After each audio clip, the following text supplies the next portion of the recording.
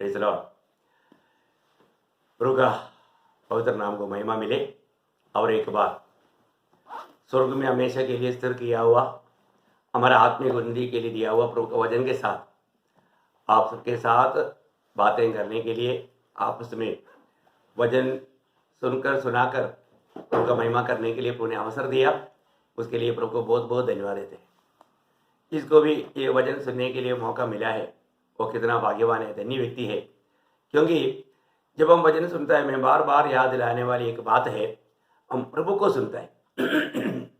प्रभु का वचन, आज प्रभु का सत्य वचन सुनाने वाले लोगों का संख्या बहुत कम होते जा रहा है।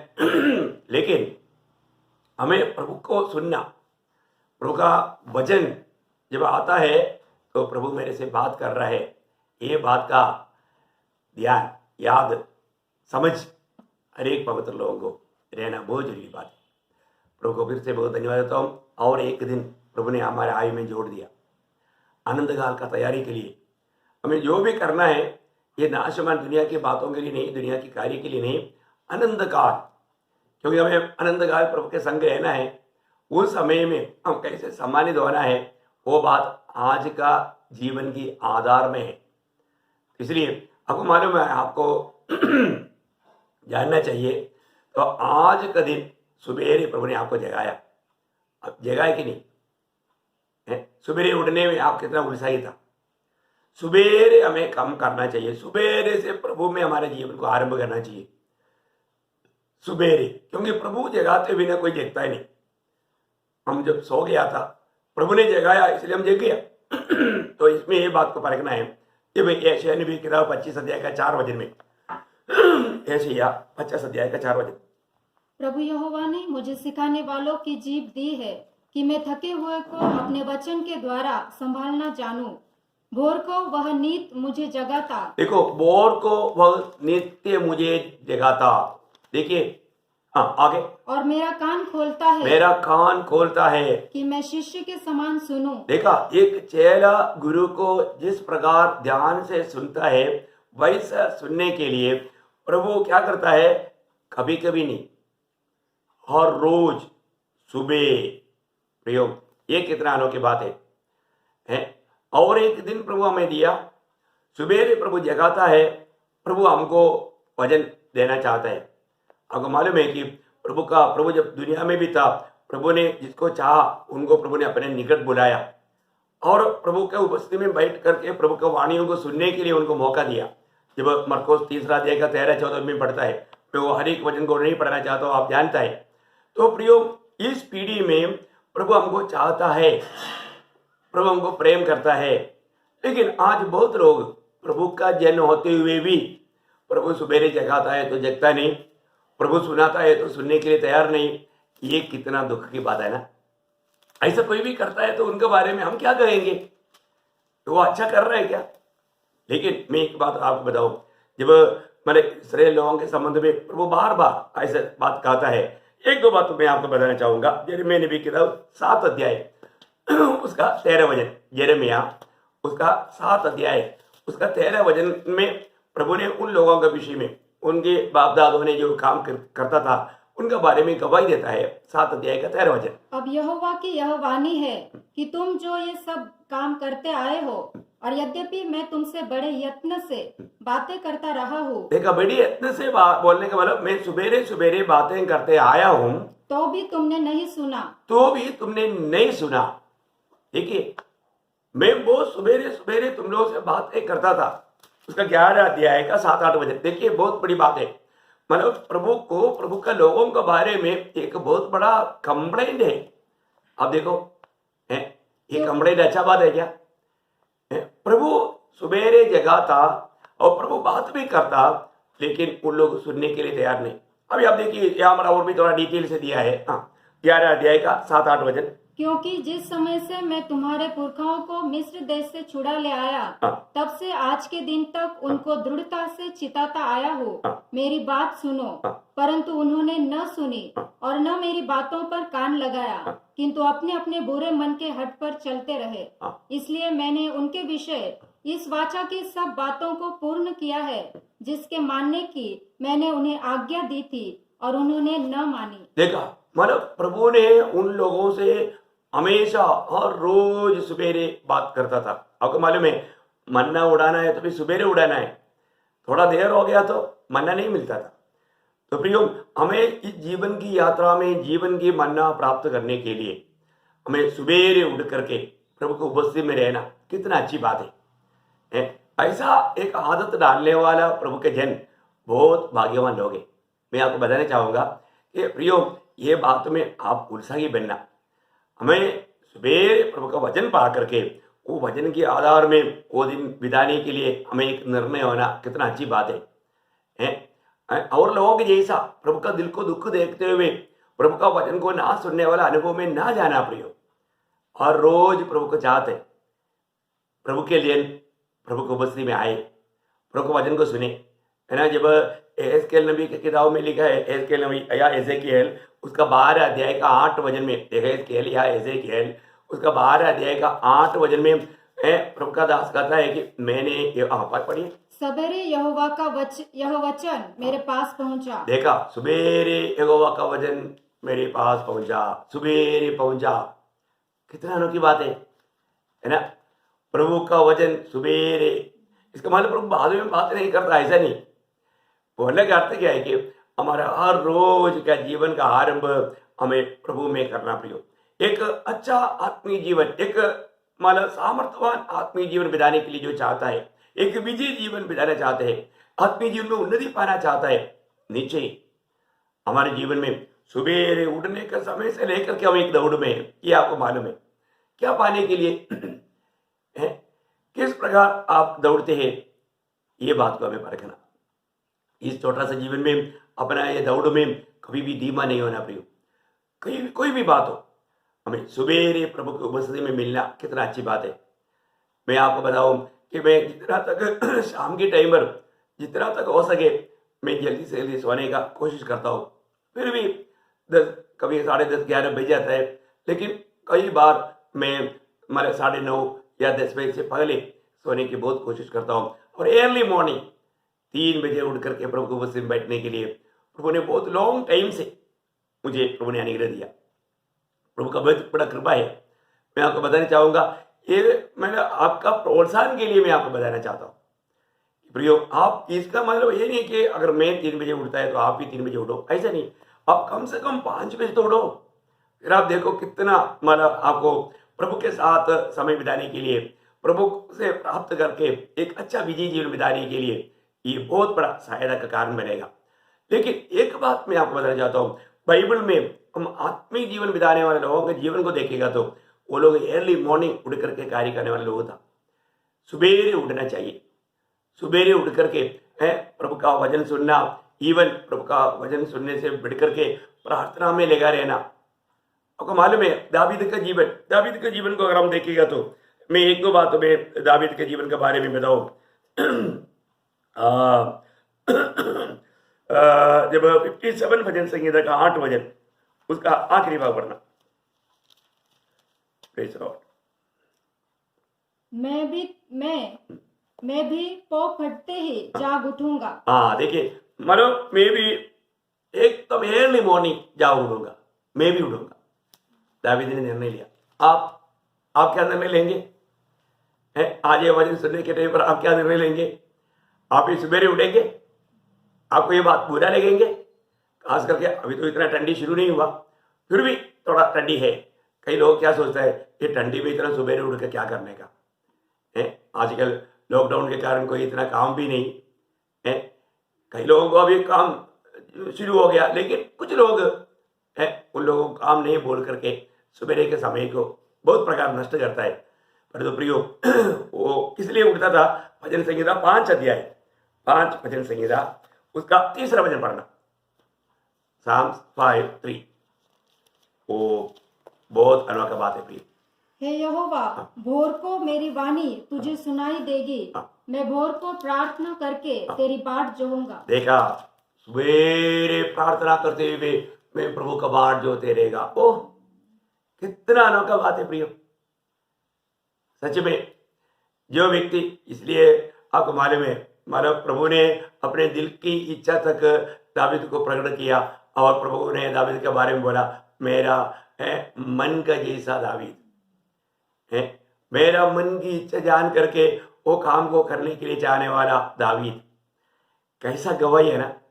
वही बात 119 भजन संगीता का 147 में भी थोड़ा 119 का 147 में आप देखिए, एक मतलब अर्ली मॉर्निंग उठने का अनुग्रह के बारे में मैं आपको बताऊं तो प्रियो, ये बयान से बाहर है। मैंने पौ फटने से पहले दुहाई दी, मेरी आशा तेरे वचनों पर थी। देखा, मेरी आशा तेरी वचनों पर थी। प्रियो, प्रभु का वचन को पाया हुआ लोग वचन के आधार में, उस वचन के अनुसार हरेक काम करने के लिए उत्साही बनना, वचन के अनुसार चलने के लिए, जीवन बिताने के लिए, कितना अनोखा बात है। प्रभु का प्रति आज हमारा दिल प्रभु के प्रति कितना तड़पता है। प्रभु की उपस्थिति में आकर के प्रभु का वचन सुनने के लिए, प्रार्थना में जीवन बिताने के लिए। आपको मालूम है हमारा प्रभु यीशु मसीह का स्वभाव क्या था? यीशु मसीह प्रार्थना के लिए कब उठता था आपको मालूम है ना? मरकुस पहला अध्याय का 35 वचन में। ये सब मतलब हमारे लिए एक बड़ा शक्ति चेतावनी है प्रियो। मैं एक स्वाभाविक या असाधारण बातों को आपको करने के लिए नहीं बोल रहा हूँ। हमारा प्रभु यीशु मसीह ने जो हमें आदर्श दिखाया है, यीशु मसीह के कदमों पर चलने के लिए बुलाहट पाया हुआ प्रभु का जन, प्रभु की चेला, गुरु जैसे किया, वो जानना चाहिए ना। बाइबल में इतना अनोखा रीति में उल्लेखित किया गया। यीशु मसीह की प्रार्थना जीवन आपको मालूम है? यीशु मसीह प्रार्थना के लिए कब उठता था? भोर को दिन निकलने से बहुत पहले वह उठकर निकला। तो देखो, मैंने अनुमान लगाया, भोर को दिन निकलने से बहुत पहले। इसका मतलब मैंने अकाउंट किया, कम से कम वो 4 बजे 5 बजे उठता था। तो अवतात्मा का मतलब बहुत बड़ा कृपा है। मैंने प्रभु को बोला, प्रभु मैं प्रभु का चेला है तो मुझे उसे भी पहले उठ करके प्रभु के संगति में रहना कितना अच्छा है। वो प्रभु को कितना अच्छा लगता है। जो भी प्रभु की उपस्थिति को चाहता है, आपको मालूम है, उससे बहुत बड़ी अच्छा बात है ही नहीं प्रियो। वो दुनिया के जीवन में सबसे बड़ा अच्छा भाग है करके लूका 10:42 में यीशु मसीह ने कहा, मरियम ने अच्छा अंश को चुन लिया, वो कोई नहीं चुनेगा करके। अच्छा अंश क्या है? प्रभु के पाद स्थान में बैठना। प्रभु की पाद स्थान में बैठने वाला स्वभाव सबसे अच्छा है करके यीशु मसीह गवाही दे रहे। उसने अच्छा अंश को चुना हमारे जीवन में। मैं आज कौन सा अंश को चुनता है? कौन सा भाव को चुनता है? मेरी इच्छा पूरा करना चाहता है या प्रभु की इच्छा पूरा करना चाहता है? प्रभु की उपस्थिति में रहना मुझको अच्छा लगता है क्या? बहुत बड़ा अनुग्रह है। हाँ देखिए प्रियो, हर एक बहुत लोग, एक व्यक्ति एक सच्चा पवित्र जीवन बिताना चाहता है, प्रभु को प्रसन्न करते हुए जीवन बिताना चाहता है, तो निश्चय प्रियो हमारा जीवन का हर रोज का आरंभ प्रभु में होना चाहिए। प्रभु के उस वचन सुन करके, प्रभु के साथ बातें करते हुए, है ना, एक सच्चा पवित्रता ही में आरंभ। आपको मालूम है पुराने नियम में एक महान भक्त था इयोब। इयोब अपनी 10 बच्चों के प्रति भी चिंतित था। वो बच्चे लोग बार बार वो लोग इकट्ठा होकर के संगति करते थे, पार्टी करते थे, वो लोग ऐसा मिलकर के खाना खाते थे। उस समय में भी उनके जीवन में प्रभु के खिलाफ कुछ गलती हो गया सोच करके, इयोब पहला अध्याय का 5 वचन में एक बात अगर आप ध्यान से पढ़ेगा तो मिलेगा। वो क्या करता था? वो उनके लिए अपनी उसको, जब जब भोज के दिन पूरे हो जाते तब तब अय्यूब उन्हें बुलवा कर पवित्र करता और बड़े भोर को उठकर उनकी गिनती के अनुसार होम बलि चढ़ाता था। देखा, उनकी गिनती के अनुसार होम बलि चढ़ाता था। बोलने का अर्थ उनमें वो पाप ना रह सके, वो प्रभु से दूर ना हो जाए, वो प्रभु के संगति में रहे, बने रहे। कितना अनोखा एक भावना है प्रियो। एक सच्चा भक्त का दिल में अपने आप को वो प्रभु से मेल मिलाव का जीवन बिताएगा, साथ ही साथ अपनी परिवार, अपनी बच्चों का भी वो ख्याल करता। कितना अनमोल बात है। मैं आपको बताना चाहूंगा प्रियो, आज इस छोटा सा जीवन में वचन में बताया हुआ हर एक बात, एक एक बातों में हमें सावधान रहना।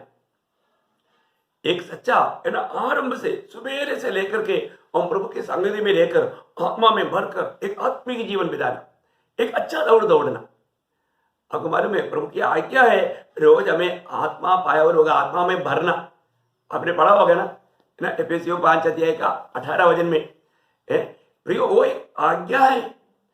जब तक एक व्यक्ति आत्मा में नहीं भरता वो आत्मा में चल नहीं पाएगा। हमें आत्मा में चलना है ना, हमें आत्मा में भरना है। तो वहां पर एफेसियों 5 अध्याय का 18 वचन, दाखरस से मतवाले न बनो। देखिए अभी वहां पर एक दृष्टांत भी दिया। आपको मालूम है ना, दाखरस पिया हुआ व्यक्ति क्या होता है, उसमें मतवाला बन गया, माना वो दाखरस पी करके नशा चढ़ गया।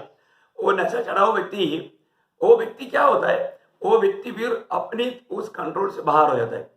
वो कैसे चलता है आपने देखा होगा, कई लोग शराब के नशा में रोड पर चलता है तो गाड़ी में चलने वालों को बहुत तकलीफ होता है, इवन दूसरे यात्रियों को तकलीफ देता है, क्योंकि वो बैलेंस पे नहीं चलता, क्योंकि उसको कंट्रोल करने वाला वो शराब का नशा है, वो उसको कंट्रोल करता है।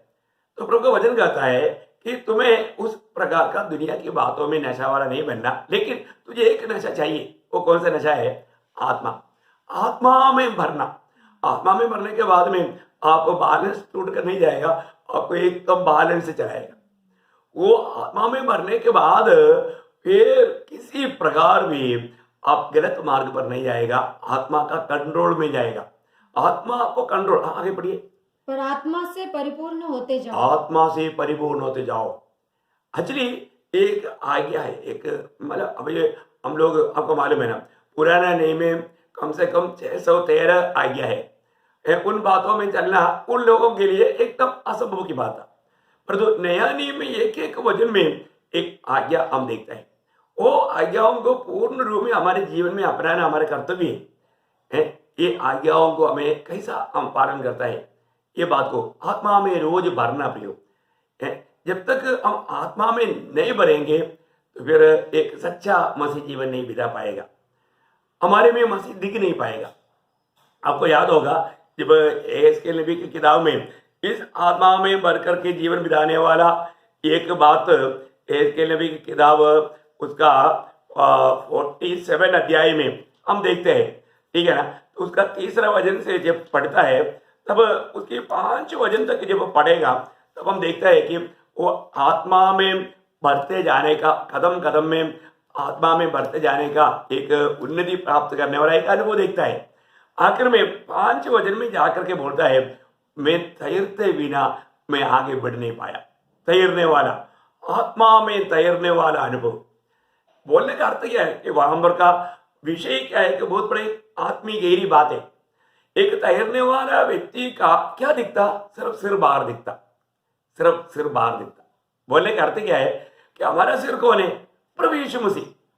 इसका मतलब क्या है कि जो व्यक्ति आत्मा में भर जाता है उस व्यक्ति में यीशु मसीह दिखना चाहिए। मैं आपको बहुत ये सब हमारे इससे पहले भी आपको बताया हुआ, इसलिए मैं शॉर्ट में आपको बोलना चाहता हूँ। आप जब तक आत्मा की भरपूरिता में नहीं आएगा तो प्रयोग आप में मसीह दिखाई नहीं देगा। और हमें कभी भी हमें नहीं दिखाना है, हमारे में यीशु मसीह दिखना है। हम मसीह के पत्र होकर के प्रकट होना। और जब 2 कोरिन्थी 3:3 में हम पढ़ता है कि तुम मसीह का पत्र हो, मतलब हमें देखने वाला प्रभु यीशु मसीह को हमारे में पढ़ना चाहिए, है ना। 2 कोरिन्थी 3 अध्याय का 3रा वचन, यह प्रकट है कि तुम मसीह की पत्री हो। देखा, प्रकट होना, तुम मसीह की पत्र, मतलब अभी हमें देखने वाला किसको पढ़ना चाहिए? प्रभु यीशु मसीह को पढ़ना चाहिए। यीशु मसीह कैसा है, यीशु मसीह की स्वभाव हमारे में दिखना, प्रिय वही तो मसीह जीवन का वास्तविकता है। हम दुनिया के लोगों से, प्रभु ने हमें अपनी महिमा के लिए अलग किया, वो लोग हैं, उसके लिए प्रभु ने बहुत बड़ा दाम चुकाया है। हम अपनी नहीं, हम प्रभु का है, प्रभु यीशु मसीह का खुद का है, उसका संबंध है। तो हमें कैसे जीवन बिताना चाहिए? शुरू से लेकर के हम प्रभु को उपस्थिति में आकर के प्रभु का वचन को पढ़ करके, सुन करके, ध्यान करके, उस वचन के द्वारा हम वचन को मान करके पूर्ण रूप में प्रभु को महिमा देने वाला बनना। लेकिन इस्राएल के लोगों वचन सुना, लेकिन वो लोगों ने वो मानने के लिए तैयार नहीं हुआ। वो प्रभु की बातों को मानने के लिए तैयार नहीं हुआ। आज भी कितना, जब प्रभु यीशु मसीह जब दुनिया में था उस समय में आपको मालूम है बहुत से लोग प्रभु का वचन सुनने के लिए अर्ली मॉर्निंग में प्रभु का मंदिर में आते थे करके लूका का सुसमाचार में हम पढ़ते हैं। एक वचन हम पढ़ेंगे लूका उसका 21 अध्याय 21 का 38, लूक 21:38। और भोर को तड़के सब लोग उसकी सुनने के लिए मंदिर में उसके पास आया करते थे। देखा, भोर को तड़के बोलने का अर्थ क्या है? वो अर्ली मॉर्निंग, बहुत ही सुबेरे है, बहुत ही सुबेरे। देखा, प्रभु यीशु मसीह जब दुनिया में था उस समय में भी लोग प्रभु से वचन सुनने के लिए एकदम भोर को तड़के उठते। बोलने का मतलब अर्ली मॉर्निंग, बहुत ही सुबेरे है ना। इसका मतलब वहां पर भी बहुत लोग मतलब प्रभु के पीछे प्रभु का वचन सुनने के लिए आते थे, लेकिन वो लोग सब प्रभु का वचन को नहीं माना करके हम लोग आगे प्रभु के जीवन को देखते हैं तो हमको मालूम पड़ता है ना।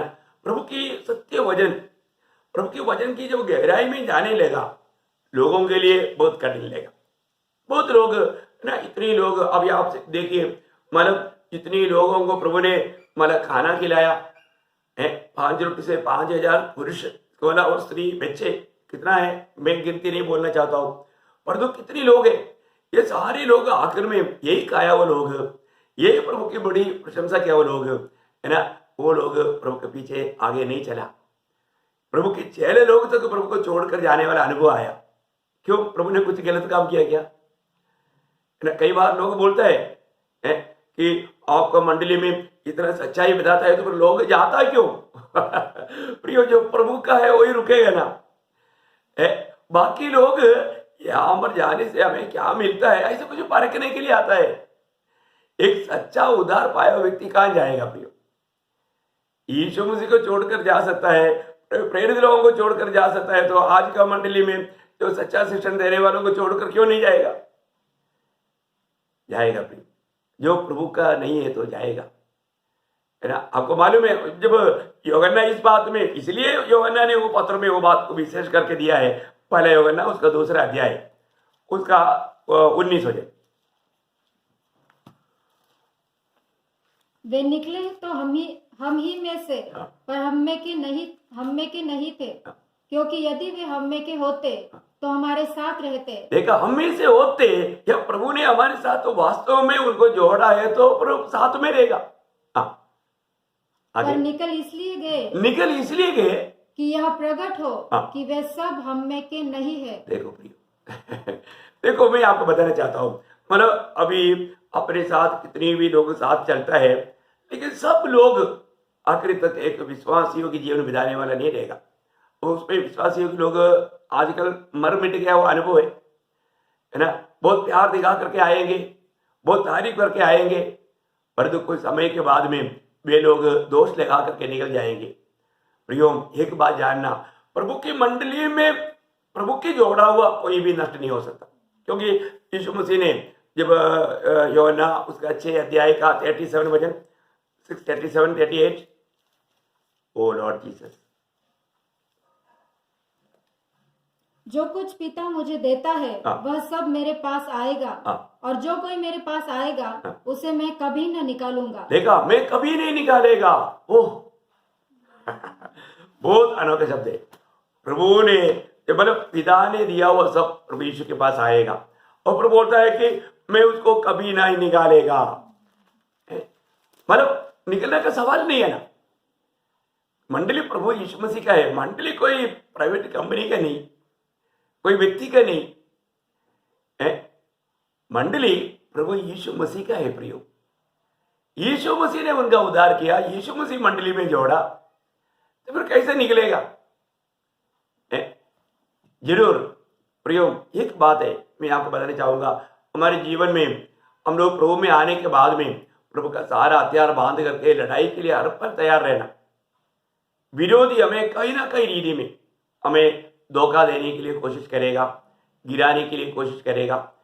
सही प्रकार हम एक प्रभु में सामर्थ पा करके एक अच्छा आत्मीय जीवन नहीं बिताएगा तो वहां पर ठोकर होने का कारण है। कई प्रकार से निकल सकता है। जब मत्ती 15 अध्याय है उसका 13 वचन, मत्ती 15 अध्याय का 13 वचन, मत्ती का 15 अध्याय का 13 वचन। उसने उत्तर दिया, हाँ। हर पौधा जो मेरे स्वर्गीय पिता ने नहीं लगाया हाँ। उखाड़ा जाएगा। उखाड़ा जाएगा। देखा, मानो क्यों निकल जाता? प्रभु ने नहीं लगाया, ये तो बात है।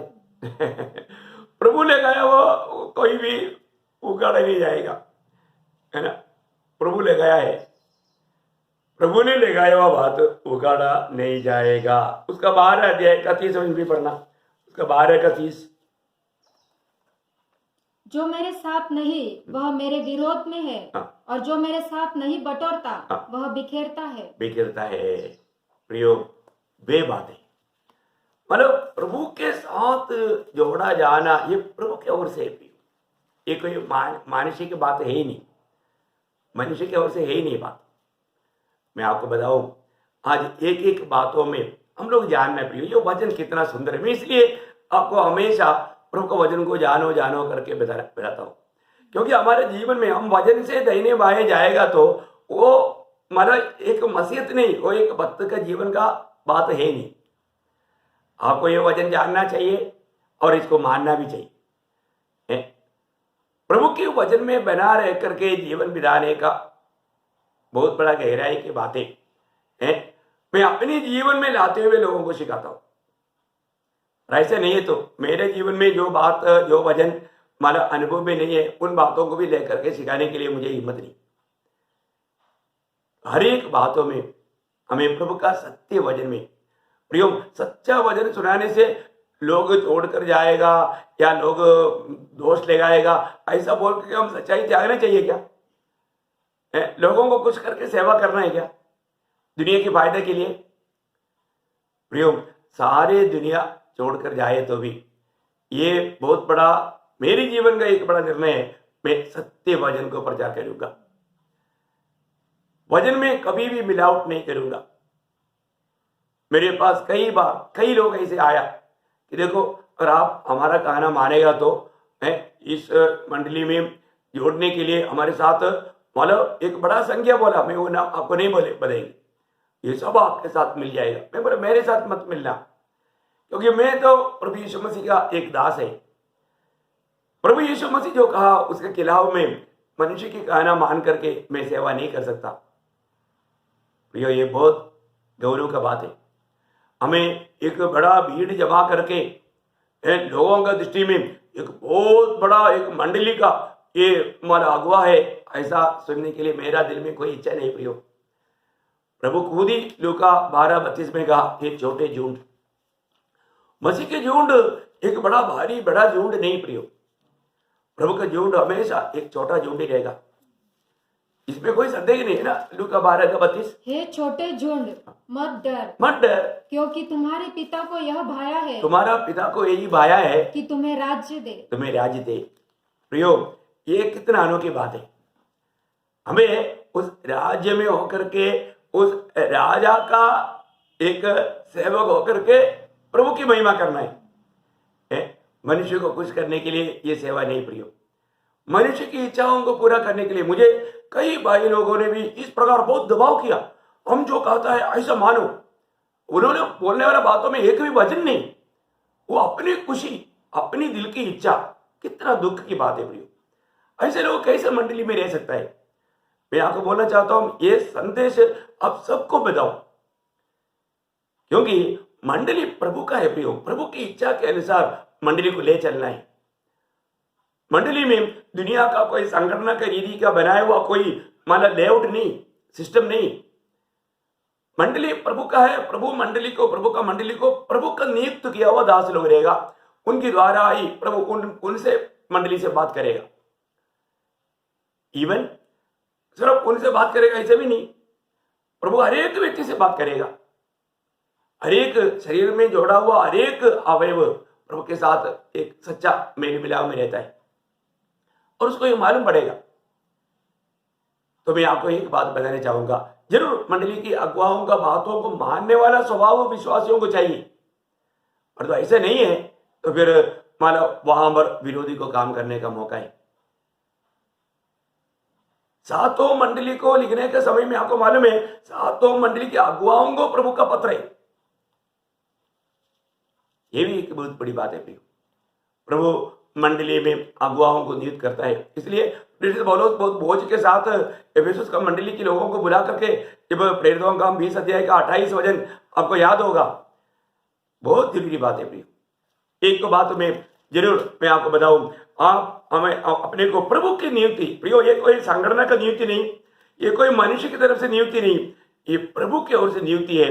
यहाँ पर हम देखते हैं कि पवित्र आत्मा ने तुम्हें अध्यक्ष बनाया, उसका 20 अध्याय का 28 वचन। इसलिए अपनी और पूरे झुंड की चौकसी करो, जिसमें पवित्र आत्मा ने तुम्हें अध्यक्ष ठहराया है। देखा, पवित्र आत्मा ने तुम्हें अध्यक्ष ठहराया है कि तुम परमेश्वर की कलीसिया की रखवाली करो। देखा, परमेश्वर की कलीसिया की रखवाला करो, जिसे उसने अपने लहू से मोल लिया है। अब्बा, ये जानना प्रियो है ना, प्रभु ने अपने लहू से मोल लिया हुआ लोगों को प्रभु मंडली में जोड़ा है। ये हरेक लोगों को मसीह में बढ़ाना, ये अगुआ लोगों का काम है। मसीह से वचन पा करके प्रियो वही काम करने के लिए प्रभु का अनुग्रह मिला। मैंने प्रभु को नहीं चुना, प्रभु ने मुझको चुना, और काफी समय प्रभु मुझको परखा, मेरे जीवन को परखा। ऐसा पहला तिमोथी 1:12 में प्रेरित पौलुस कहता है, विश्वास योग्य जान करके प्रभु ने मुझे नियुक्त किया। ये बहुत बड़ी बात है ना। पहला तिमोथी 1:12, मैं अपने प्रभु मसीह यीशु का, जिसने मुझे सामर्थ दी है, धन्यवाद करता हूँ कि उसने मुझे विश्वास योग्य समझकर अपनी सेवा के लिए ठहराया। प्रियो, प्रभु ने विश्वास योग्य समझ करके सेवा के लिए ठहराया। हर एक पवित्र लोगों को मैं एक बात बताना चाहूंगा, मुझे एक बात कहना है, मुझे ये दुनिया के रीति में कुछ भी योग्यता नहीं प्रियो। मैं कोई बाइबल कॉलेज नहीं गया, मैंने कोई दूसरे लोगों के पास जाकर के शिक्षण प्राप्त नहीं किया। मैं हर बात में बाइबल प्रभु के उपस्थिति में बैठ करके प्रभु की आत्मा में इन वचनों को सीखा, और उस वचन में बना रह करके दूसरे को भी मतलब उस सच्चाई जो प्रभु की आत्मा ने वचन में प्रकाशित करके दिया वो बांटता हूं। कितना अनोखी बात है, बहुत बड़ा बात है प्रियो। ये जो आज दुनिया में आप देखते हो, कोई बाइबल में लिखा हुआ बात नहीं, और लोगों को क्या दिखता वो सब बात वो प्रभु का बात है। नो प्रियो, सच्चाई वो नहीं है। एक व्यक्ति मंडली में प्रभु के लिए तैयार होना चाहिए। मंडली में इसलिए प्रभु ने मंडली जीवन दिया है। आज लोग मतलब मंडली के साथ मतलब बना नहीं रहता या विश्वास योग्य नहीं रहता, उनमें आत्मिक उन्नति कैसे होगा? वो लोग धोखा खा सकता है। यहाँ पर हमने क्या देखा कि पवित्र आत्मा ने तुम्हें अध्यक्ष या अगुवा बनाया है। पवित्र आत्मा ने वो काम किया। मंडली यीशु मसीह का है और लोग यीशु मसीह का है। वही बात अगर पहला कोरिन्थी 12 अध्याय का 28 वचन में, पहला कोरिन्थी 12 अध्याय का 28 वचन देखिए, ये नियुक्ति कोई मानव संगठन की तरफ से नहीं प्रियो। आज ऐसा कितने लोग आपको मिलेगा जो वास्तव में प्रभु की मंडली और प्रभु का मंडली के अगुआ। आप देखिए, आप जान लो प्रियो, आपको परखने का पूरा आजाद है। हाँ, और परमेश्वर ने कलीसिया में अलग अलग व्यक्ति नियुक्त किए हैं। कौन नियुक्त किया? परमेश्वर ने। प्रथम प्रेरित, देखा, प्रथम प्रेरित, दूसरे भविष्यद्वक्ता, तीसरे शिक्षक, फिर सामर्थ के काम करने वाले। देखिए, ये कौन नियुक्त किया करके बोला? परमेश्वर ने। देखा, बहुत बड़ी बात है। मंडली प्रभु का है प्रियो। और एक शब्द भी मैं आपको पढ़ाना चाहूंगा कि मतलब कम से कम अपॉइंटमेंट कौन देता है इतना तो आप जानो। उनकी तरफ से मैं सिखलाई पा रहा है क्या? देखो, मुझे इस दुनिया में किसी को कोई रिपोर्ट नहीं देना है, कोई रिपोर्ट नहीं भेजता, इधर उधर नहीं भेजता। हमारा सारे बात मतलब स्वर्ग की ओर से, प्रभु की ओर से होता है, प्रभु की महिमा के लिए कार्य होता है। ये जानना है ना। जब एफेसियों का पत्री उसका 4 अध्याय का 11-12 वचन, एफेसियों 4 अध्याय का 11-12। ओ प्रभु यीशु तेरी महिमा।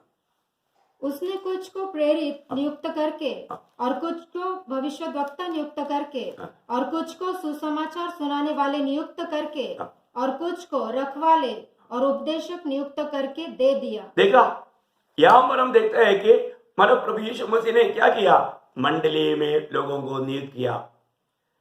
ये सब नियुक्ति प्रभु, देखो, पवित्र आत्मा ने किया, पिता परमेश्वर ने किया, प्रभु यीशु मसीह ने किया। आप देखिए, मतलब त्रिएक परमेश्वर मिलकर के ये काम करता है प्रियो। हमने पिछले दिन में उधार, एक व्यक्ति का उधार होने में और उस उधार हमारा पाने वाले व्यक्ति के जीवन में त्रिएक परमेश्वर कैसा काम करता है, हमने ये बात को देखा था। मैं आपको बताना चाहता हूं प्रियो, सच्चा मंडली आज भी लोगों के लिए गुप्त है। तो मंडली का अगुवे लोग प्रभु की ओर से नियुक्त होता है, प्रभु नियुक्त करता है, तभी तो वो उस बोझ के साथ लोगों को मतलब मसीह में सिद्ध करने के लिए वो लोग प्रभु के अनुग्रह से, प्रभु के दिया हुआ सामर्थ्य के अनुसार, जब पड़ोसियों का पत्री उसका पहला अध्याय का 27-28 में प्रेरित पौलुस मंडली के प्रति कार्य करने वाला अपने उत्साह के बारे में किस दर्शन से करता है वो गवाही देता है ना। पड़ोसियों पहला अध्याय का 28-29 वचन, जिसका प्रचार करके हम हर एक मनुष्य को चेतावनी देते हैं और सारे ज्ञान से हर एक मनुष्य को सिखाते हैं कि हम हर एक व्यक्ति को मसीह में सिद्ध करके उपस्थित करें। देखो, मसीह में सिद्ध करके उपस्थित करें, उसके लिए, इसी के लिए मैं उसकी उस शक्ति के अनुसार, उसके उस शक्ति के अनुसार जो मुझ में सामर्थ के साथ प्रभाव डालती है, तन मन लगाकर परिश्रम भी करता हूँ। प्रियो, तन मन लगा करके परिश्रम करना, प्रभु का काम तन मन लगा करके करना, तन मन से करना, वो प्रयोग बहुत अच्छा बात है। मैं आपको बताना चाहूंगा, एक सच्चा प्रभु की भक्त, प्रभु की सेवा तन मन से करता है। वो ये दुनिया की कुछ बातों की अपेक्षा करते हुए नहीं, तन मन से करना कितनी बड़ी बात है। इस छोटा सा जीवन में मतलब हम प्रभु की भक्ति, प्रभु की सेवा कैसे करता है? तन मन से करता है क्या? बहुत उत्साह के साथ करता है क्या? स्वर्ग ये देखता है, प्रभु ने नियुक्त किया हुआ व्यक्ति जरूर प्रभु की खातिर विश्वास योग्य रहेगा। तो अपने को जानना है कि मंडली जीवन रोज रोज हर एक पवित्र लोग, मंडली के सभी पवित्र लोगों को प्रभु में बढ़ने के लिए अर्पण है। जैसा प्रेरित पौलुस बोलता है कि मैं घर घर जा करके समझाता था। हाँ प्रियो, हम घर घर जा करके लोगों को विजिट करके लोगों को प्रोत्साहन करते। अभी इस लॉकडाउन में होने के कारण मतलब हाउस विजिटिंग नहीं हो पाया और कई जगह पर जाने के लिए उन लोगों का बिल्डिंग के लोग मना करता है। फिर भी जहाँ तक है मतलब यूट्यूब के द्वारा, ये संदेश के द्वारा नहीं तो फोन करके प्रोत्साहन करने में प्रभु कृपा करता है। हर एक की अवस्था में प्रियो, आत्मीय जीवन में कोई भी कमजोर होते हुए देखता है तो जरूर बहुत बोझ होता है, बहुत उनके प्रति दुख होता है।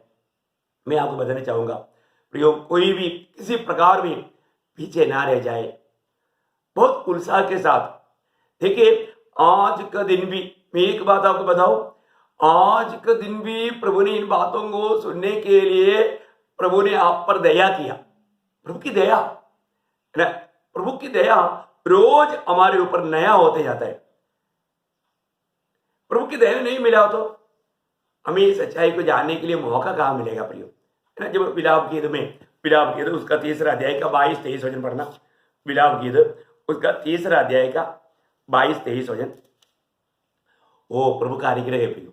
मैं आपको बताऊं, इसमें हमें बहुत मतलब जागृत होना चाहिए। आप पढ़िएगा, हम मिट नहीं गए, यह यहोवा की महाकरुणा का फल है। देखो, हम मिट नहीं गया, हम मिट नहीं गया। ये बात बोला तो मुझे एकदम एक वचन याद आया। अभी पूरा पढ़ने से पहले मीका 3:6 भी पढ़ेंगे। मीका नहीं, मलाकी 3:6। मतलब देखिए यहाँ पर विषय क्या है कि वहां पर भी प्रभु ऐसे कहता है क्योंकि मैं यहोवा बदलता नहीं। देखा, मैं यहोवा नहीं बदलता, इसी कारण हे याकूब के संतान तुम नष्ट नहीं हुए। देखा, तुम नष्ट नहीं हुआ, तुम नष्ट नहीं हुआ। देखो, प्रभु नहीं बदलता प्रियो, हमारा प्रभु कभी नहीं बदलता, प्रभु कभी नहीं बदलता, प्रभु नहीं बदलने वाला हो। प्रभु हमेशा हमेशा एक सा है, वो बदलता नहीं। प्रियो, हम लोग कितना आभार भरा दिल से प्रभु को महिमा करना चाहिए। आज भी प्रभु ने नया रीति में मुझ पर, आपके ऊपर ये दया दिखाया, दया दिखाया। आप उस भजन को शुरू से पढ़ना, 22-23। हम मिट नहीं गए। हाँ। यह यहोवा की महाकरुणा का फल है, हाँ। क्योंकि उसकी दया अमर है। हाँ। प्रतिभोर वह नई होती रहती है। प्रतिभोर वो नई होती रहती है। वो शब्द कितना अच्छा बात है प्रियो, है। प्रतिभोर वो नया होती जाती है। तेरी सच्चाई महान है। तेरी सच्चाई महान है। प्रतिभोर प्रभु की दया नया होते जाता है। आज भी प्रभु ने हम पर एक नया दया उंडेला। कल की दया नहीं, आज प्रभु ने एक नया दया उंडेला। ओह, मैं एक बात आपको बताना चाहता हूँ। परमेश्वर की दया है हमें मनफरावट सिखलाती है करके रोमियो 2:4 में लिखा है। परमेश्वर की दया, प्रभु की दया हम पर नहीं होता प्रियो, वो व्यक्ति अपनी गलतियों से मन फिर नहीं सकता। आप देखिए, है ना, मतलब रोमियो 2:4 में है ना, रोमियो 2 अध्याय का 4 वचन। क्या तू उसकी कृपा और सहनशीलता और धीरज रूपी धन को तुच्छ जानता है? क्या यह नहीं समझता? ये नहीं समझता कि परमेश्वर की कृपा, परमेश्वर की कृपा, यहाँ पर कृपा दिया, एक्चुअली वहां पर दया आना चाहिए। ओके, परमेश्वर की कृपा तुझे मन फिराव को सिखाती है। देखा, मन फिरावट को सिखाती है। प्रियो, हमें मन फिरने के लिए प्रभु की दया हमारे ऊपर होना चाहिए। प्रभु की दया दृष्टि हमारे नहीं रहेगा तो, प्रभु की दया हट गया तो खत्म कहानी। हमेशा प्रभु की दया हम पर चाहिए, प्रभु का अनुग्रह का दृष्टि हम पर चाहिए, है ना। वो बात, एक दो बात 143 का 8 पढ़ना। 143:8 क्या अनोखे शब्द है। ओ प्रभु यीशु, 143 का 8। अपनी करुणा की बात मुझे शीघ्र सुना, क्योंकि मैंने तुझी पर भरोसा रखा है। जिस मार्ग से मुझे चलना है वह मुझको बता दे, क्योंकि मैं अपना मन तेरी ही ओर लगाता हूँ। देखिए, मतलब सुबेरे, अभी वापस पढ़ा उसको। अपनी करुणा की बात मुझे शीघ्र सुना, क्योंकि मैंने तुझी पर भरोसा रखा है। देखिए, मतलब यहाँ पर मलयालम बाइबल में ऐसे लिखा है, सुबह अपनी दया मुझको सुना दे। आपको बाइबल में आप देखिएगा अपना भाषा में, सुबेरे अपनी दया मुझको सुना दे, ऐसे आना चाहिए एक्चुअली, है। सुबेरे, क्या अनोखा बात है। और रोज सुबह प्रभु अपनी दया हमें सुना रहा है। आप दूसरा परिभाषा में देखिएगा तो शायद आपको मराठी में देखिए, प्रातःकाळी, हाँ प्रातःकाली, देखा अपनी उसको वचन को। प्रातःकाळी तुझ्या सप्रेम दयेचे शब्द मला ऐकू दे, कारण तुझवर माझा भाव आहे। आगे, ज्या मार्गाने मी चालावे तो मला कळीव। क्या शब्द है प्रियो, कितना बड़ी बात है ना प्रियो। सुबेरे सुबेरे इसलिए हमें प्रभु को सुनना, प्रभु के मार्ग पर चलने से बढ़कर के आशीष और आनंददायक बात क्या है प्रियो? Praise the Lord. प्रभु का दया है प्रियो, प्रभु का दया हमें सुबेरे सुबेरे मिलता है रोज। वो हमारा प्रभु कितना हमें प्यार करता है, रोज हमें नया दया मिलता है। ओ देख, अभी वो मराठी शब्द भी मिला, अच्छा हो गया। हाँ, बाकी परिभाषा में भी देखना, कुछ कुछ परिभाषा में मैंने उसका जितना गहराई में जानना चाहिए वो गहराई में नहीं उतरा, इसलिए ऐसे शब्दों को आप दूसरी परिभाषा में भी देखना है, आपके पास है तो, अगर आप जानता है तो बहुत बड़ी बात है। तो यहाँ पर बोलता है वो शब्द इतना गहरा शब्द है ना, वापस लेकर पढ़िएगा। प्रातःकाळी तुझ्या सप्रेम दयेचे शब्द मला ऐकू दे, ऐकू दे, मला ऐकू दे, मुझे सुनने दे। क्या भक्त का इच्छा है? मुझको सुनने दो, मला ऐकू दे। ऐसे पढ़ते पढ़ते मेरे को भी थोड़ा मराठी भी सीखने का मौका मिलता है। कितना अनोखी बात है ना, मला ऐकू दे। कब? सुबह। तेरा दया मुझ पर हो, तो आज का दिन मुझको दिया, आज एक नया दया मुझ पर उंडेला, मैं तुझको सुनने दो, सुबह में तुझको सुनने दो। क्या अनोखा दावीद का प्रार्थना है प्रियो, भक्त का प्रार्थना ऐसे रहता है। कई लोगों को प्रभु को सुनने की इच्छा ही नहीं, अभी क्या करें, उसको दुनिया की बात सुनना। कई बार कई लोगों से बात करने के लिए क्या प्रभु प्रभु छोड़ो और कुछ बात बोलो, देखो बोले का अर्थ उनको दुनिया की बात अच्छा लगता है, क्योंकि वो उसको प्रभु का आत्मा नहीं मिला, प्रभु का जन नहीं, वो बात का एक सबूत है। अभी उसके आगे क्या बोलता है वो, कारण तुझवर माझा भाव आहे. देखा, तुझ पर मेरा भाव है, मैं तुझ पर भरोसा करता हूं, मैं तुझ पर भरोसा करता हूं, मैं तेरा शरणागत हूं, इसलिए मुझे तुझे सुनना है. और आगे उससे उससे क्या लाभ है? ज्या मार्गाने मी चालावे देखा, मैं जो मार्ग में चलना है वो मुझे तो मला कळील. करेल. ओ, कितना अनोखा बात है. मुझे आज किस मार्ग में चलना है वो मुझे मालूम हो जाए. सच में प्रभु अपना मार्ग भक्तों को बताता है, सबको नहीं बताता. जब मतलब यहाँ पर का विषय बहुत गंभीर है, मैं आपको बताना चाहता हूँ. उसके आगे भी पढ़िएगा. मतलब हिंदी में पढ़ लो आखिरी में. क्योंकि मैं ना अपना मन तेरी ही ओर लगाता हूँ. देखा, अपनी मन तेरी ही ओर लगाता हूँ, अपना मन तेरी ही ओर लगाता हूँ. आज कितने पवित्र लोग ये बात का गवाही देगा. मेरे मन प्रभु मैं तेरी ही ओर लगाता हूँ. सच में प्रभु ऐसा लोगों को ढूंढ रहे हैं. ऐसा लोगों के लिए वो 103 भजन संगीता उसका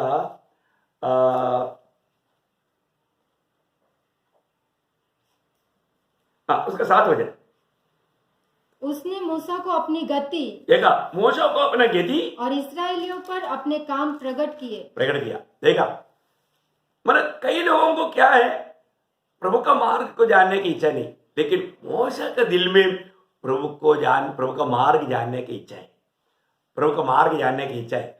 अगर आप निर्गमन का किताब उसका 33 अध्याय का 13 वचन पढ़ेगा तो निर्गमन उसका 33 अध्याय का 13 वचन.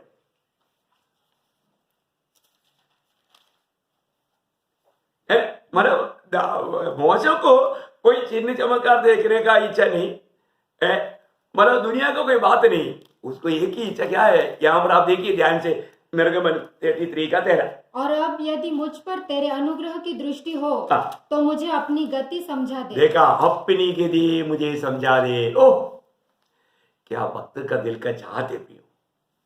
भक्त का दिल का कितना गहरा चाहत है, मुझे अपना गति समझा दे. इसलिए वहां पर प्रभु बोलता है मैं मूसा को क्या करेगा, क्योंकि उसका दिल की बहुत बड़ा गहरा चाहत है. प्रियो, आज प्रभु अपना मार्ग हमको बताने के बावजूद भी हम उस मार्ग में चलने के लिए तैयार है क्या? प्रभु का मार्ग हम लोगों को बताता है तो लोग क्या है, कुछ रूढ़ी परंपरा के सिस्टम में डूबे हुए. प्रभु का मार्ग बताने से आज बहुत लोग सुनने के लिए उसको मानने के लिए तैयार नहीं. अभी प्रभु का दास मोशे प्रभु से ये प्रार्थना किया तो प्रभु वहां पर बोलता है कि प्रभु क्या करता. 103 का 7 में वापस एक बार 103 का 7 में प्रभु ने क्या बोला. देखिए, ये कितना अनोखी शब्द है ना, हमें इन बातों को जानना चाहिए. वो क्या करता है 103 का 7, 103 का 7. और उसने मूसा को अपनी गति मतलब प्रभु ने मूसा को अपना गति और इसराइलियों पर अपने काम प्रकट किया. मतलब मूसा को अपना गति प्रकट किया या बताया. इसराइलियों के साथ इसराइलियों को नहीं बताया, पर तो मूसा को बताया. क्यों? क्योंकि मूसा का चाहत था, मूसा की इच्छा था. कितना अनोखी बात है प्रियो. कितने लोग इतना बड़ा प्रभु को, हमारा प्रभु का इतना बड़ा दया को, प्रभु के अनुग्रह को व्यर्थ करते हैं. प्रभु हमें उसकी मार्ग पर एक एक बातों को समझाने के समय में लोग एकदम मतलब उनको ये बात को समझता नहीं, लेकिन तुरंत आगड़ता है. नए नियम की आराधना के बारे में लोगों को बोलता है तो लोगों को समझाता है तो लोग रूढ़ी परंपरा के अनुसार का कामों को लेकर के धोखा खाता है. इसलिए मैं आपको बताना चाहता हूं, मतलब ये नया नियम की मंडली की आराधना क्या है ये भी जानने वाले लोग बहुत कम है. जब हम उनको सच्चा आराधना प्रभु यीशु मसीह ने जो सिखाया, जब यूहन्ना का सुसमाचार उसका 4 अध्याय का 23-24 वचन आपको याद है ना. बहुत लोग क्या सोचता है, एकदम ड्रम बजा करके बहुत जोर से चिल्लाएगा तो वो आराधना है. नहीं प्रियो, ये सब पुराना नियम का सिस्टम है. पुराना नियम का सिस्टम को नया नियम में ला करके प्रभु का दिल को दुख देने से क्या फायदा प्रियो. अब ये बात बताएगा तो बहुत लोगों को अच्छा नहीं लगता. प्रियो, प्रभु चाहने वाला, प्रभु ढूंढने वाला आराधक कौन है? सच्चा आराधना दुनिया में कब हुआ? यीशु मसीह ये दुनिया में आकर के प्रभु हमारे लिए मर करके पवित्र आत्मा को उंडेला, उसके बाद ही हुआ। और वो आराधना कैसे आराधना है, वो किस प्रकार का आराधक है? उसका 23-24। परंतु वह समय आता है, वरन आता है, अभी तक आया नहीं, आता है, वरन अब भी है, जिसमें सच्चे भक्त पिता की आराधना आत्मा और सच्चाई से करेंगे, क्योंकि पिता अपने लिए ऐसे ही आराधकों को ढूंढता है। देखिए, प्रभु यीशु मसीह आने के समय तक ऐसे आराधक लोग दुनिया में नहीं था। प्रियो, जो भी लोग, जब तक नया जन्म नहीं होगा, उद्धार नहीं होगा, तो आराधना कैसे होगा? प्रियो, पुराने नियम के किसी भक्त को नया जन्म का अनुभव है क्या? ये भी जानो ना है। तो फिर भी लोगों को समझाने के टाइम पर लोग ठोकर खाते हैं। सबसे बड़ी बात तो क्या है, हमें ये सच्चा आराधना, प्रभु चाहने वाला आराधना, आराधक वो कौन है, कैसे आराधना करना, ये सब नए नियम की उस व्यवस्था में अगर नहीं सीखेगा तो उसका 24 हो जाए। परमेश्वर आत्मा है और अवश्य है कि उसकी आराधना करने वाले आत्मा और सच्चाई से आराधना करे। देखा, अभी प्रभु की आत्मा ही नहीं पाया, नया जन्म ही नहीं हुआ, तो फिर प्रभु की आराधना कैसे करेगा? आज इसलिए जो नया जन्म नहीं पाया वो लोग वो पुराना नियम का सिस्टम ला करके वो लोगों को ठोकर गिराता है, और वो उस बात को, उस रीति में मतलब क्या करता है, वो अपनी मार्ग में एकदम परमेश्वर की इच्छा के खिलाफ में जाकर के एक झूठा, अभी काइन ने भी बलि चढ़ाया, परंतु प्रभु उसमें और उसकी बलि में प्रसन्न नहीं हुआ, ऐसे बात है। आज ऐसा कुछ लोग ये सब करके जब जाता है, उनका दिल में कोई खुशी नहीं, उनके चेहरे में कोई आनंद नहीं। क्यों नहीं? क्योंकि उन्होंने प्रभु को प्रसन्न नहीं किया। प्रियो, ये बात को जानना, आज भी ये सच्चाई जानने के लिए प्रभु आपको ये बात को समझा रहा है। आज भी आप एक सच्चा आराधक है क्या? आज मैं जो प्रभु की आराधना करता है, तो उस आराधना में प्रभु प्रसन्न है क्या? मुझे में प्रभु प्रसन्न है, तभी मेरी आराधना में प्रभु प्रसन्न रहेगा। आज मैं प्रभु को प्रसन्न करने वाला, प्रभु की आत्मा में भरकर प्रभु का दया को व्यर्थ ना करते हुए, प्रभु का अनुग्रह को व्यर्थ ना करते हुए मैं उस सत्य वचन में बना रह करके जीवन बिताने वाले व्यक्ति है क्या? ये बात को हमें पार करना भी। प्रभु की दया हर रोज नया होते जाता है। एक दो बात मैं उसमें आपको बढ़ाऊं, जब 63 भजन संगीता का तीसरा भजन, 63 का तीसरा भजन, ओ लॉर्ड जीसस, प्रभु आपका महिमा हो। 63 का तीसरा भजन, क्योंकि तेरी करुणा जीवन से भी उत्तम है, मैं तेरी प्रशंसा करूंगा। देखा, तेरी करुणा या तेरी दया जीवन से भी उत्तम है। क्या प्रयोग है प्रिय, प्रभु की दया जीवन से भी उत्तम है। आज हम लोग इतना बड़ा दया, आज सवेरे भी प्रभु ने इतना बड़ा दया हम पर उंडेला है। अब उसका 66 का 20, उसका आखिरी भजन पढ़ना, 66 का 20, वही भजन संगीता 66 अध्याय का 20 भजन। और न मुझसे अपनी करुणा दूर कर दी है। नहीं, पूरा पढ़ना, 20 भजन, 66 का 20 भजन। धन्य है परमेश्वर, जिसने न तो मेरी प्रार्थना अनसुनी की और न मुझसे अपनी करुणा दूर कर दी है। देखा, मुझसे अपना करुणा दूर नहीं किया। बहुत बड़ी बात है। हमारे जीवन में हम प्रभु की लायक जीवन नहीं बिताया, हम हर बातों में प्रभु को प्रसन्न करके जीवन नहीं बिताया, तभी भी प्रभु ने हमारे ऊपर से अपनी दया दूर नहीं किया, अपनी अनुग्रह हमसे नहीं हटाया। कितना अनोखी बात है ना। अगर करुणा हटा दिया होता तो नहीं प्रियो। हमारे प्रभु का एक बड़ा वायदा है, वचन है, प्रभु जिसको मैंने चाहा अलग किया, उनमें से प्रभु कभी भी अपनी दया नहीं हटाता। यशायाह नबी की किताब एक सुंदर एक वचन है, यशायाह 54 का 10 पढ़ना, यशायाह 54 का 10, बहुत ध्यान से देखना है, बहुत अनोखा वचन है। चाहे पहाड़ हट जाए और पहाड़ियां टल जाए, तो भी मेरी करुणा तुझ पर से कभी न हटेगी। देखा, मेरी करुणा, मेरी दया तुझ पे नहीं हटेगी, और मेरी शांतिदायक वाचा न टलेगी। कितना अनोखा बात है, कितना अनोखा बात है। यहोवा जो मुझ पर दया करता है उसका यही वचन है। हालेलुया। जो यहोवा मुझ पर दया करता है उसके यही वचन है। प्रियो, ये वचन पढ़ने के सुनने के बाद में आपको कैसे लगता है?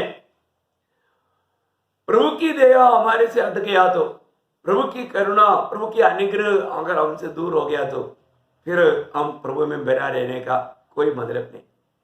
आप देखिए, ये कितना सुंदर बात है ना। आज का दिन प्रभु ने हमको दिया, आज का दिन प्रभु हमसे बात कर रहा है। प्रभु की आलोचना प्राप्त करने के लिए प्रभु ने हमें मौका दिया। प्रियो, हमें एक प्रभु का सच्चा आराधक बनना, हम प्रभु के लिए रोज हर पल प्रभु के लिए जलते रहना, समय और असमय में।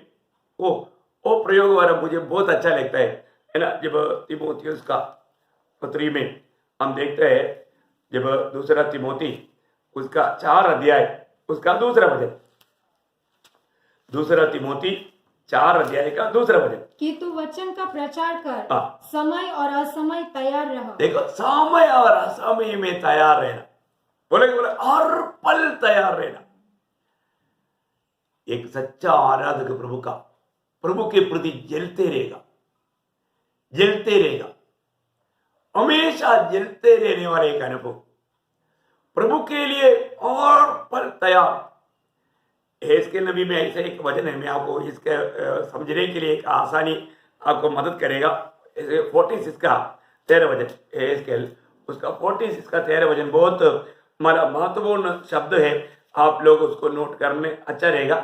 उसका 46 अध्याय का 13 वचन, प्रतिदिन तू वर्ष भर का एक निर्दोष भेड़ का बच्चा यहोवा की होमबलि के लिए तैयार करना, यह प्रति भोर को तैयार किया जाए। देखा, प्रति भोर को एक भेड़ को प्रभु के लिए अर्पण करने के लिए, है ना, उस समय का इस प्रकार का अर्पण को, है ना, आराधना का छाया में बताया जाता है ना, आराधना का छाया में बताया जाता है। तो उसमें एक मेमने को प्रतिदिन प्रति भोर को सुबेरे के समय में, वो इसका मनोहृदय है, प्रभु को अर्पण करने के लिए। आराधना भी बोलेगा तो प्रभु को देना है ना। जब अब्राहम ने प्रभु की आराधना किया तो प्रभु को क्या दिया? अपना एकलौता बेटे को दिया, इसहाक को दिया, अपना सबसे बड़ा प्रेम करने वाला वो प्रेम पात्र को दिया। ये है सच्चा आराधना। ये नहीं कि आपने एक गीत एकदम मतलब अपनी खुशी के लिए गीत गाया, नहीं। ऐसे लोग झूठा तसली खाते, ऐसे बातों में प्रभु कभी प्रसन्न नहीं रहता। सच्चा आराधक प्रियो, जो प्रभु मांगा वो देता है। आराधना हम प्रभु को देने वाली बात है। हमें प्रभु की आराधना करना, प्रियो, प्रभु की आराधक बनना बहुत बड़ी बात है ना। वो शब्द वापस एक बार पढ़ेंगे, उसका 46 का 13 वचन। प्रतिदिन वर्ष भर का एक निर्दोष भेड़ का बच्चा यहोवा के होमबलि के लिए तैयार करना, तैयार करना। देखिए, पहली बात इसमें तैयारी चाहिए, तैयारी चाहिए। उसमें किसी प्रकार का कोई मतलब निर्दोष होना, निर्दोष आत्मा और सच्चाई से आराधना का एक अच्छा चित्र है, अच्छा चित्र है। निर्दोष होकर के, निर्दोष, हमारा मन में कोई भी प्रकार का कलंक नहीं रहती हुई, सच्चाई और आत्मा में आराधक, यहाँ पर वो आराधना करने वाला वो मेमना निर्दोष होना। और आगे, यह प्रति भोर को तैयार किया जाए। प्रति भोर को सुबेरे सुबेरे हम अपने आप को अगर प्रभु के लिए समर्पण करेगा तो इससे बड़ा एक आराधना क्या है प्रियो। मैं एक बात आपको बताऊं, अभी भी आप देखिए मेरे जीवन में मतलब रोज सुबेरे आकर के एक आभार भरा दिल से, प्रभु आप मुझको इस पीढ़ी में बचा लिया, मेरा उद्धार किया, आपको धन्यवाद करता हूं। आज सवेरे उठ करके आपने कहा क्या? प्रभु आप मेरे लिए कालवरी सूली पर, जहां पर मैं मरना चाहिए वहां पर मेरी जगह पर मेरे लिए मरा, मैं धन्यवाद देता हूं। आपने किया है क्या? यदि प्रभु यीशु मसीह हमारे लिए नहीं मरा होता, प्रियो, हम कैसा उस प्यार को जानेंगे और उसको मानेंगे? आप जब दिल से, सच्चा दिल से जब इन बातों को, जो वचन में लिखा हुआ बात को याद करके जब आप प्रभु को धन्यवाद देता है, तो आप अपने आप प्रभु को देने के लिए तैयार हो जाते हैं। आपका मन उसके लिए आपको तैयार करता है। ये एक अनमोल बात है। मैं आपको बताना चाहूंगा कि इसलिए प्रभु ने बार बार बोलता ना, तुम आभारी रहना, धन्यवादी बना रहना, प्रभु का उपकार को भूलना नहीं। पर तो आज कितनी लोगों ने प्रभु मेरे लिए कितना बड़ा उपकार किया, वो उपकार को भूल गया। लोग बोलेंगे नहीं नहीं हमने भूला नहीं, ये तो आपका बातों में है प्रियो, परंतु कृत्यों में नहीं। प्रियो, प्रभु को भूलो मत। और रोज सवेरे उठ करके मैं आपको एक बात याद लेना चाहूंगा। आप एक वास्तव में सच्चा आराधक बनना चाहता है तो सच्चा आराधना क्या है? सही प्रकार का आराधना है ना। रोमियो का पत्री उसका 12 अध्याय का 1 वचन, रोमियो उसका 12 अध्याय का 1 वचन देखिए। अगर हम इस प्रकार और अपने आप को समर्पण नहीं करता तो प्रियो, इस आराधना है प्रभु को प्रसन्नदायक नहीं रहेगा। पढ़िए। इसलिए हे भाइयों, मैं तुमसे परमेश्वर की दया स्मरण दिलाकर विनती करता हूँ कि अपने शरीरों को जीवित और पवित्र और परमेश्वर को भावता हुआ बलिदान करके चढ़ाओ। यही तुम्हारी आत्मिक सेवा है। यही तुम्हारी आत्मिक आराधना है। यही तुम्हारा आत्मिक आराधना है। देखा प्रियो, एक बात आप जानना, हमें हर रोज हमें अपने आप को, हमारे शरीर को हमें प्रभु के लिए, प्रभु की महिमा के लिए अर्पण करना है। अर्पण करना है प्रभु के लिए। अगर हमने अर्पण किया है तो, प्रभु के लिए एक भेंट रूप में अगर चढ़ाया है तो, आपको मालूम है एक मेमना को उस वेदी में चढ़ाए जाने के बाद में जब तक जल करके राख नहीं बनता, उसका एक भी अगर इधर उधर गिर जाता, वापस आग में डालकर जब तक राख नहीं बनाता, वो वहां से हटता नहीं।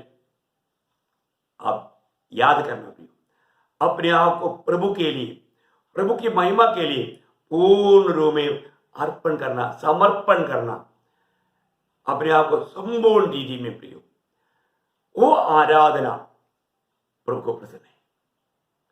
आज मैंने मेरे जीवन में मैं अपने आप को प्रभु के लिए अर्पण किया है क्या?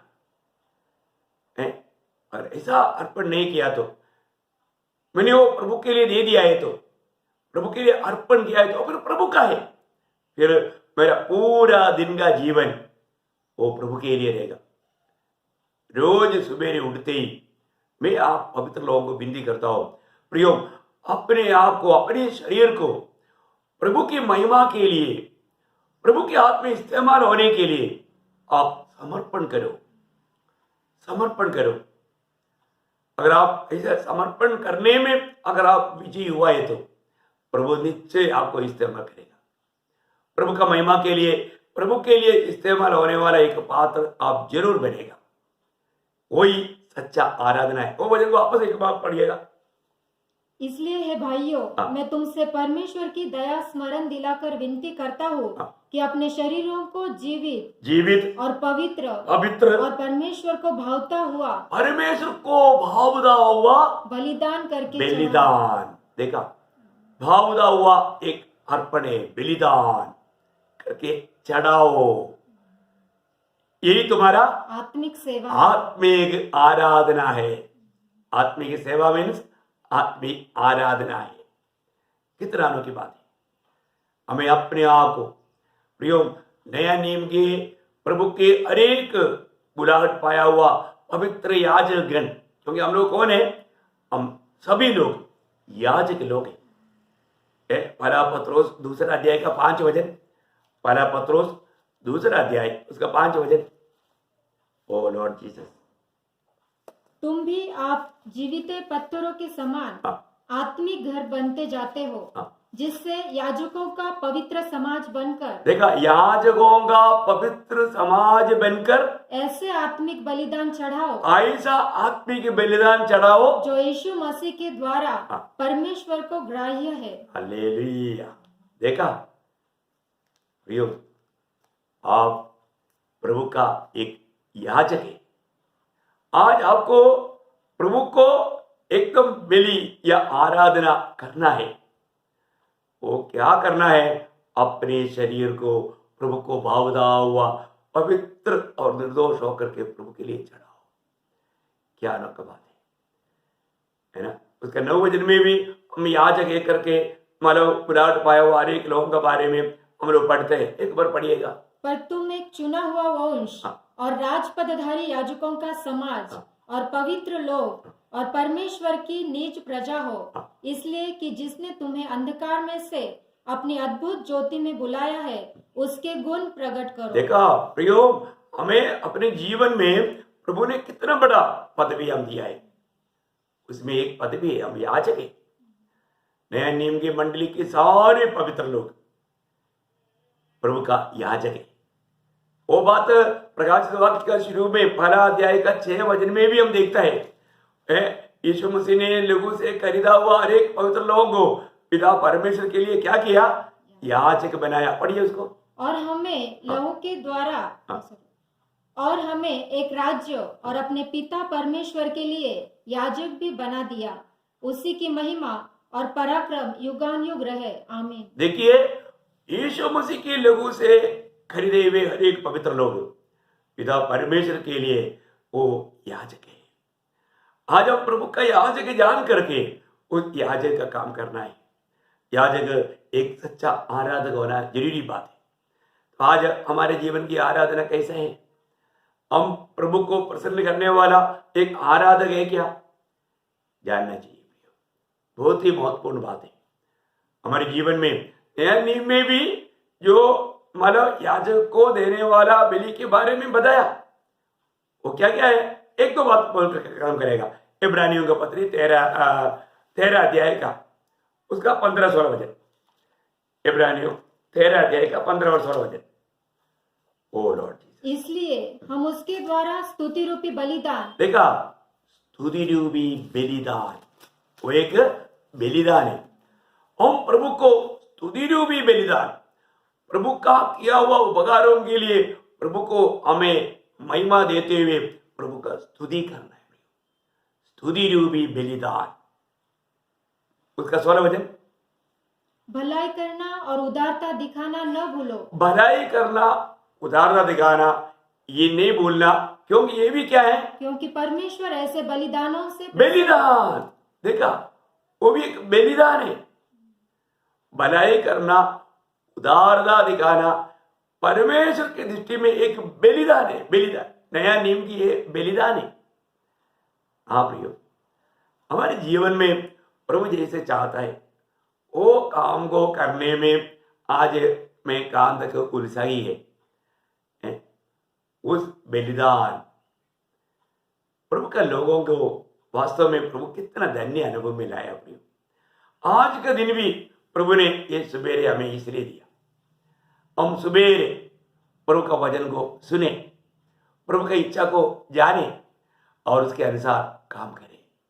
प्रभु बहुत लोग बोलते हैं हमें मालूम नहीं हमारे प्रति प्रभु की इच्छा क्या है। आज आपको मालूम हो गया ना। आप रोज प्रिय ऐसा करना। आपका अभी मौसम को देख करके प्रभु की इच्छा को टालना नहीं। प्रभु की इच्छा को प्रथम स्थान देना। एक सच्चा भक्त का दिल में, एक सच्चा आराधक का दिल की अवस्था कैसा होना चाहिए, ये बात भी बोल कर मैं जल्दी खत्म करूंगा। 73 का 25 आपको याद होगा। अगर आप एक सच्चा आराधक है तो, आप एक प्रभु का सच्चा भक्त है तो ये अनुभव रहेगा। आसाफ यहाँ पर क्या कहता है? 73 का 25 भजन संगीता। आपको मालूम है, मैं आपको कई बार बोला है 66 के बाद मैं किताब का नाम नहीं बोलूंगा। आप लोगों को इतना समझ रहना चाहिए है। तो 73 का 25 में आसाफ गवाही देता है। प्रियो, वो सिर्फ एक आसाफ का गवाही नहीं, एक सच्चा भक्त का, एक सच्चा आराधक का ये एक गवाही रहेगा। हाँ, स्वर्ग में मेरा और कौन है? तेरे संग रहते हुए मैं पृथ्वी पर और कुछ नहीं चाहता। ये है अनुभव, एक सच्चा आराधक का अनुभव है। ये सच्चा आराधक का अनुभव, उसके साथ पहला कोरिन्थियों दूसरा अध्याय का दूसरा वचन निकाल कर रखो। देखिए, मैं आपको बताना चाहूंगा कि आप ये बात को जानना प्रियो, अपने जीवन में, मतलब इस दुनिया में रहने के समय में हमें ये दुनिया की बातों पर मन नहीं बहकना प्रियो। कई रीति में बहक जाने के लिए बहुत मोहित बातों को लेकर के विरोधी हमारा परिचय ले सकता है, लेकिन कहीं भी जाए, कहीं भी रहे, हमें एक बात को जानना, ये दुनिया में भी मुझे प्रभु के साथ संगति है, क्योंकि प्रभु के संगति में हमको बुलाया, आपको मालूम है। प्रभु की संगति में रहकर अनंत काल में भी उस संगति का चाहत में जीवन बिताना, वो जीव नया जन्म पाया हुआ अनेक लोगों को यहां पर वो बात तो यात्रा आरंभ हो गया है। आज हमारी अवस्था क्या है? इस दुनिया में रहकर मैं प्रभु आपको चाहता है, क्योंकि स्वर्ग में भी मुझे तेरे सिवा कुछ नहीं। प्रियो, स्वर्ग का कोई सोने का सड़क हमारे लिए कोई महत्व का नहीं, स्वर्ग का कोई भी सिंहासन मुकुट ये कोई हमारे लिए प्रभु से बढ़कर नहीं। हमारे लिए सबसे बड़ा बात प्रभु यीशु मसीह है, और आज भी वो यीशु मसीह का हमारे जीवन में प्रभुता होना चाहिए। इसलिए प्रेरित पौलुस कुरिन्थ मंडली को बताने के समय में, उनका बीच में रहने के समय में प्रभु का दास का एकमात्र लक्ष्य, एकमात्र चाहत, निर्णय क्या था मालूम है? पहला कुरिन्थी 2:2 में वो गवाही देता है, क्योंकि मैंने यह ठान लिया था कि तुम्हारे बीच यीशु मसीह वरन क्रूस पर चढ़ाए हुए मसीह को छोड़ और किसी बात को न जानूं। हाँ प्रियो, आज ये दुनिया के पीछे, दुनिया की ज्ञान पाने के पीछे समय व्यर्थ करने वाले कितने लोग हैं, क्योंकि वो अपने आप को कुछ दिखाना चाहता है। प्रियो, आप मसीह को जानो, आप प्रभु को अधिक पाओ। यीशु मसीह को प्राप्त करना ही आपका आनंद जीवन का धन है, और कोई धन नहीं आपका। आप कितना मसीह को जीता, मसीह को प्राप्त कर पाया, वही आपका हमेशा हमेशा का धन है। इसलिए प्रियो, प्रेरित पौलुस जैसा महान भक्त ने जो दिया वो निर्णय, मेरी और आपका निर्णय होने दो। हम प्रभु का एक सच्चा भक्त बने, एक सच्चा आराधक बने। हम सुबेरे से लेकर के एक एक दिन प्रभु हमें दान देता है, तो प्रभु की दया अंबर हुआ है, तो वो दया हम व्यर्थ ना करें, उस करुणा, वो अनुग्रह हम व्यर्थ ना करें। प्रभु हमको बहुत चाहता है, हम प्रभु को सुनने के लिए, प्रभु की बात को सुन करके उसके अनुसार चलने के लिए प्रभु हमसे अपेक्षा करता है। पर आज हमारे दिल में प्रभु की बात सुनने के लिए इच्छा है क्या? मैं आपसे बहुत नम्र विनती करता हूं, आप ये संदेश जरूर अपने मित्रों को भी सुनाओ, वो लोग नष्ट ना होने दो। ये छोटा सा आयु उस महान प्रभु को आनंदित और प्रसन्न करते हुए एक विजयी जीवन बिता सके। आत्मा से भरते जाओ प्रियो, रोज आपको अपने जीवन को समर्पण करना। आज का समर्पण कल के लिए काफी नहीं, कल सुबह उठ करके वापस एक बार आपको समर्पण करना है। रोज हमने स्किल में पढ़ा था ना, मानो स्किल में हमने कहा पढ़ा था 46 का 13 में है, रोज प्रभु के लिए हमारा जीवन को समर्पण करना जरूरी बात है। वो एक बार पढ़ेंगे 46 का 13। प्रतिदिन तो वर्ष भर का एक निर्दोष भेड़ का बच्चा यहोवा के लिए होम बलि के लिए तैयार करना, यह प्रति भोर को तैयार किया जाए। प्रति भोर को निर्दोष रीति में सच्चा दिल से, सच्चा मन से अपने आप को समर्पण करना, प्रति भोर को। मैं वो बात को मिलने के लिए वो वापस पढ़ाया, रोज अपने आप को समर्पण करना प्रियो, अपने आप को समर्पण करो। एक सच्चा विजय जीवन करेगा सेवा में, आपसे समर्पण करेगा तो प्रभु जरूर आपको अपना महिमा के लिए इस्तेमाल करेगा। एक सही समर्पण, मैं कई बार बताया हुआ एक बात है एक सादा प्रचारक प्रभु का दास प्रचार आत्मा में कर रहा था। दुनिया में कोई कीर्तिमान नहीं, बड़ा ये नहीं, दुनिया जो मानता है। प्रभु की अगुवाई में वो ये प्रचार किया कि एक सच्चा प्रभु के हाथ में समर्पण किया हुआ व्यक्ति को प्रभु कितना महान विधि में इस्तेमाल करेगा, वो दुनिया ने अभी तक नहीं देखा। ये बात, ये शब्द, ये प्रचार एक साइड में, एक कॉर्नर में रह करके मार्टिन लूथर एक जवान व्यक्ति था, वो सुन रहा था। उन्होंने सुनते सुनते वो वचन के सामने, वो संदेश के सामने अपने आप को समर्पण किया। प्रभु, और ऐसा है तो वो व्यक्ति मैं हो जाना चाहता हूँ, मैं अपने आप को तेरी हाथ में संपूर्ण समर्पण करता हूँ। प्रियो, प्रभु के हाथ में समर्पण किया, इसलिए आपको मालूम है 16 शताब्दी में सारे दुनिया में प्रभु का महिमा के लिए इतना अद्भुत रीति में प्रभु ने मार्टिन लूथर को इस्तेमाल किया। कितना अनोखा बात है। विषय क्या है? समर्पण।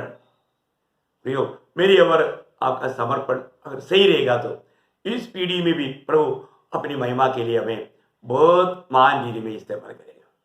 तो मैं आशा करता हूं आपको ये संदेश जरूर आपका जीवन को जरूर बदले और आपका आत्मिक उन्नति का कारण बने। आप और भी सावधान हो जाए।